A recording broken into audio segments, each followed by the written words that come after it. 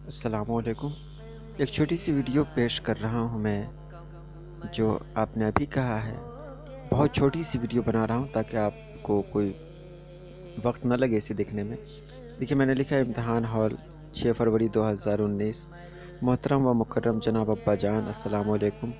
आपका ख़त मिला, पढ़कर घर वालों की खैरियत से वाक़फ़ियत हासिल हुई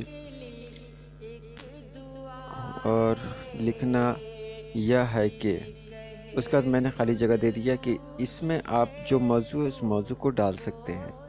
और ज़्यादा क्या लिखूं? घर में बड़ों को सलाम और छोटों को दुआ। आपका बेटा।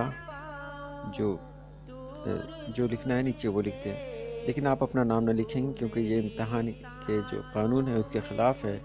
टू ज़रूर लिखें, फ्रॉम ज़रूर लिखें। अब देखिए, अगर मैंने मौजू दिया तो मौजू पे क्या लिखना है?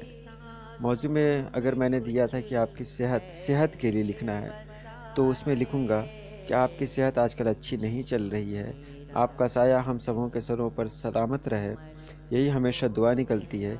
इसलिए आप वक्त पर दवाइयाँ लेते रहा करें, क्योंकि आपकी सेहत न सिर्फ आपके लिए ज़रूरी है बल्कि हम सबों के लिए ज़रूरी है।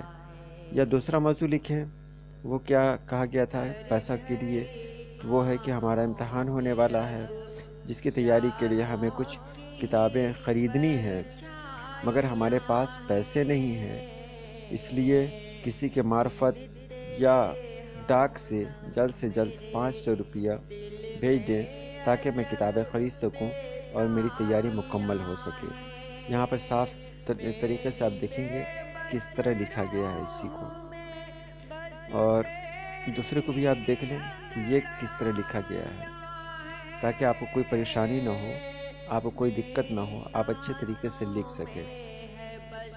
ख़त लिखने का एक बार और देख लें कि आपको लिखना क्या है। मौजू बदल सकता है, लेकिन ख़त का जो लिखने का जो सिस्टम है वो जो यहाँ पर दिया हुआ है, बस वैसा ही लिखें। इम्तिहान हॉल 6 फरवरी 2019।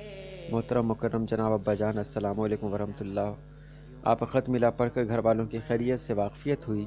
लिखना यह है कि उसके बाद आपको जो भी लिखना है वो इसके अंदर डाल दें। जैसे कि मुझे ये लिखना था सेहत के बारे में, तो मैं बीच में इसे डाल दूंगा कि आपकी सेहत आजकल अच्छी नहीं चल रही है, आपका साया हम सबों के सरों पर हमेशा कायम रहे। या फिर दूसरा मौजू जो मैंने कहा था पैसा भेजने के लिए, वो लिखना हो तो ये लिख देंगे, हमारा इम्तहान होने वाला है जिसकी तैयारी के लिए हमें कुछ किताबें ख़रीदनी है, मगर हमारे पास पैसे नहीं है, इसलिए किसी के मार्फत या डाक से जल्द 500 रुपये भेज दें ताकि वक्त पर किताबें ख़रीद सकूं। ये ख्याल रखेंगे। और नीचे जो लिखा हुआ है उसे भी पूरा लिख दें। और ज़्यादा क्या लिखूं?